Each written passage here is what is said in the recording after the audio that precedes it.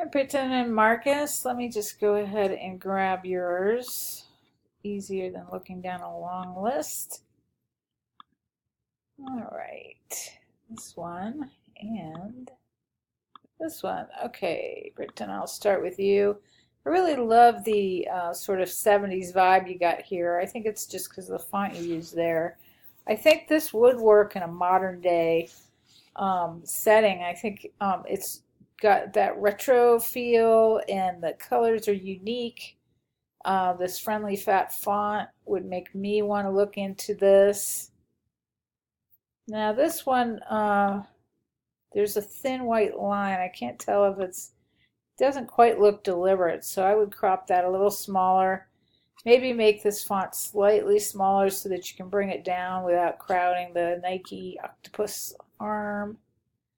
This one I liked a lot. I think I thought about this for a little bit. Maybe make these circles a little bit more prevalent. Again, the contrast would just blend, totally would blend in newspaper. You wouldn't even see those in there. But if you put a few more bubbles in here, actually look at reference to see how bubbles change in size the closer they are to the surface.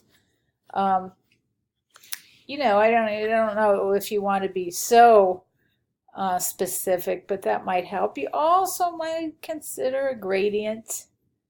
Um, Although I like how this looks now, still from dark to light, it would look like you're more underwater. But that said, I do like what you have here now. Explore new career depths. Okay, so Marcus, I'm glad to see you're moving away from all of those logos, although I wonder why you have the Facebook logo in there. If this is going to be a Facebook ad, you wouldn't need that logo, and it does change the look of the design to have a recognizable brand initial in there. So the drawing to me at this point looks like a tracing. The circle is super perfect, and these sharp edges just look to me like you spent a long time tracing that, which is cool. But at this point, you never want to just leave it the raw trace because that's what it looks like. And all of us professional digital artists now are very familiar with it in this stage, drawings in this stage. So at this point, what you might want to do is look for a vector brush to apply to that line art. I think for your idea of this global, like, world domination, maybe you want something that maybe has an expressive feel to it, a very energetic feel, like a dry ink brush, or I want to say something a little bit more cold and metallic. But sometimes with brushes, it's hard to get that feeling, but it's worth researching. And so once you apply that to your line art, it will totally look like a well-crafted hand illustration. My other thought for you here was to look up some more futuristic fonts.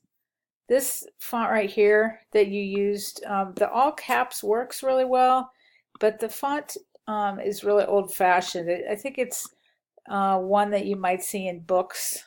It doesn't look futuristic. It doesn't look contemporary. It looks very conservative. So consider going a little hog wild. You don't need to go like cartoonish futuristic, but you can look through these and see if you can find a happy medium with it. Even something like this might work, but you would have to, make sure you put that on the white and not the patterned background. Anyway, those are just some thoughts to get you on your way. Let me know what you think.